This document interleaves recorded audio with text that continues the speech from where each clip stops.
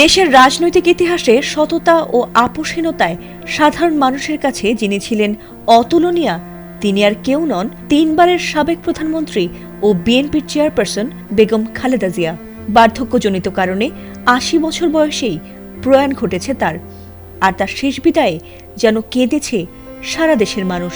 কথায় আছে, সব ভালো যার, শেষ ভালো তার। তেমনি তার জানাজার ঘটনা এবার কেবল দেশবাসীই নয়, যেন অবাক বিস্ময়ে তাকিয়ে দেখেছে গোটা বিশ্বের মানুষ।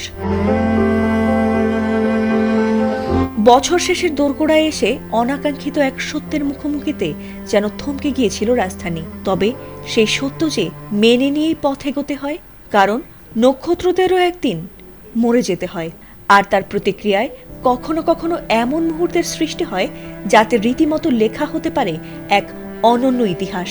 বেগম খালেদা জিয়ার জানাজা ছিল ঠিক তেমনই এক মুহূর্ত। তার জানাজায় অংশ নিয়েছিলেন লাখ লাখ মানুষ, যা রীতিমতো বিশ্বের ইতিহাসেও বিরল।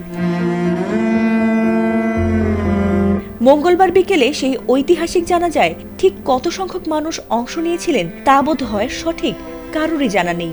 তবে সবার মুখে মুখে কেবল একটাই কথা, কারো জানাজায় এতটা জনস্রোত হবে তা যেন কোনোদিন ভাবেনি কেউই। জানাজার জন্য নির্ধারিত মানিক মিয়া অ্যাভিনিউ দুপুরের আগেই কানায় কানায় পরিপূর্ণ হয়ে যায়। আর জায়গা না পেয়ে মানুষজন তার জানাজায় শরিক হতে দাঁড়িয়ে পড়েন সংসদ ভবন এলাকা ছাড়িয়ে ফার্মগেট, বিজয় সরণি, আগারগাঁও, কারওয়ান বাজার, বাংলা মোটর, তেজগাঁও সহ কয়েক কিলোমিটার জুড়ে। যেন উত্তর থেকে দক্ষিণ, পূর্ব থেকে পশ্চিম সব পথ এসে মিলেছে একটি জায়গায়। রাজনীতিবিদদের মধ্যে বিএনপির প্রতিষ্ঠাতা শহীদ জিয়াউর রহমানের জানাজার কথা একটা সময় মানুষের মুখে মুখে শোনা যেত। সম্প্রতি সন্ত্রাসীদের গুলিতে নিহত ইনকিলাব মঞ্চের মুখপাত্র শহীদ ওসমান হাদির জানাজাও ইতিহাস সৃষ্টি করেছে। অনেকের মতে জিয়াউর রহমানের জানাজার রেকর্ডও ভেঙেছে ওসমান হাদির জানাজা।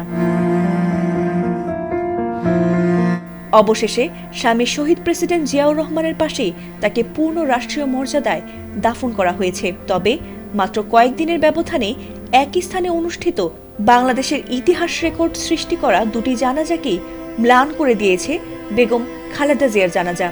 বিদায়কালে মানুষের কতটা ভালোবাসাকে সঙ্গী করা যায় সেটিরই যেন বিরল উদাহরণ স্থাপন করেছেন আপোষহীন নেত্রী খালেদা জিয়া। দীর্ঘ ৪৫ বছরের রাজনৈতিক লড়াইয়ে তিনি যে জনপ্রিয়তার দৃষ্টান্ত স্থাপন করেছেন, এই জনতার মহাসমুদ্রই যেন তার অকাট্য প্রমাণ। ফাতিমা সুলতানা, এটিএন বাংলা।